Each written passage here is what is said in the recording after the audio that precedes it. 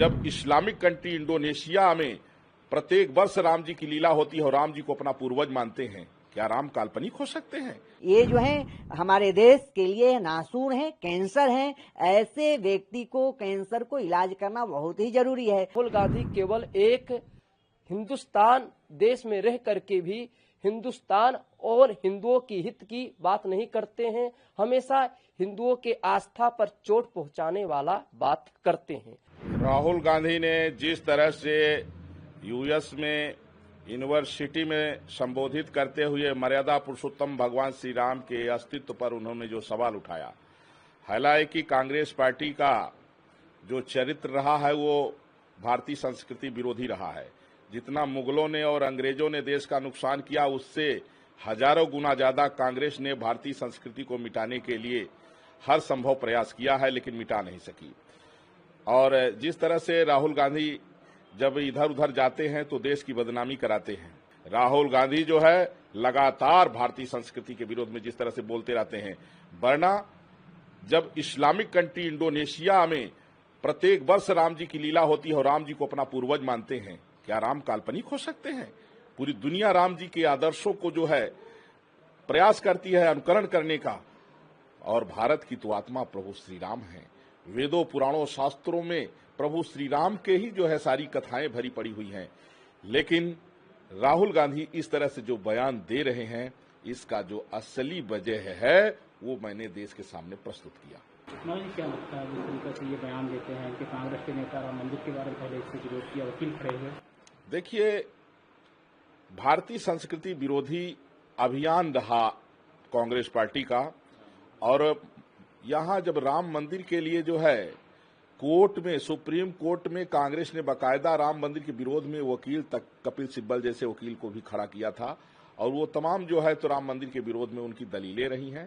तो इसलिए इनका, कांग्रेस पार्टी का जो चेहरा है वह राष्ट्र विरोधी भी है और राम विरोधी भी है। हमारे देश के लिए ये नासूर हैं कांग्रेस और कांग्रेस की विचारधारा। राहुल गांधी जिस प्रकार से हमारे सनातन संस्कृति पर कुठाराघात करते रहते हैं, निश्चित रूप से अत्यंत दुखद और निंदनीय है। जिस प्रकार से उन्होंने जाकर के अमेरिका में छात्रों को संबोधित करते हुए राम को पौराणिक कहा, राम के अस्तित्व पर सवाल खड़ा करने का जो यह इनका विचार रहा है, राम जन्मभूमि जो है मुक्ति आंदोलन से लेकर के और राम जन्मभूमि न्यायालय में वह 24-25 जो है वकील विरोध में खड़ा करते थे, राम के अस्तित्व पे सवाल खड़ा करते थे, राम को काल्पनिक कहते थे, और विदेश में भी जाकर के इस प्रकार की जो मंशा है वह अपने कालनेमी का चेहरा उजागर करने का काम किए हैं। और यह अत्यंत देश के लिए जो है दुर्भाग्य है कि ऐसे लोग हमारे भारत में रहता है, और भारत में रह के भारत की सनातन संस्कृति, भारत की सभ्यता, भारत की पौराणिकता और भारत जो हमारे जन जन के आराध्य हैं, ऐसे परमपिता परमेश्वर को पौराणिक कहना, जो है काल्पनिक कहना, यह कितना निंदनीय है, कितना दुखद है। आगे आने वाले दिनों में संपूर्ण जनमानस इनका जवाब देगा, और लगातार इनको 2014 से जवाब दे रहा है। ये जो है हमारे देश के लिए नासूर हैं, कैंसर हैं।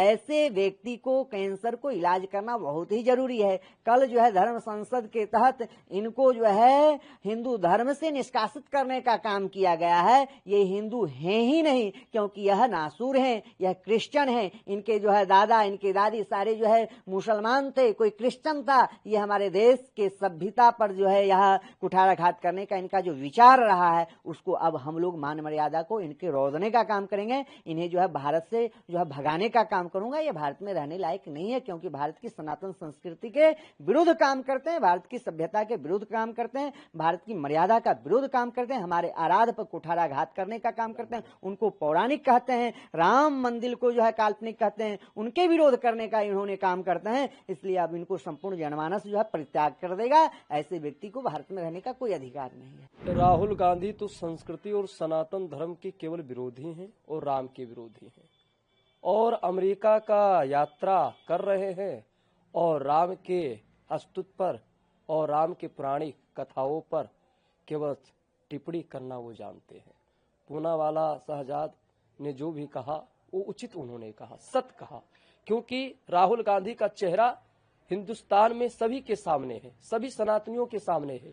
जिस तरह राम मंदिर के लिए विरोध करना, राम पर विरोध करना, राम को काल्पनिक समझना और हमारे देवी देवता पर उल्टा सीधा टिप्पणी कर देना और संसद भवन का अपमान कर देना, इस तरह का सामने घटना आया है राहुल गांधी का।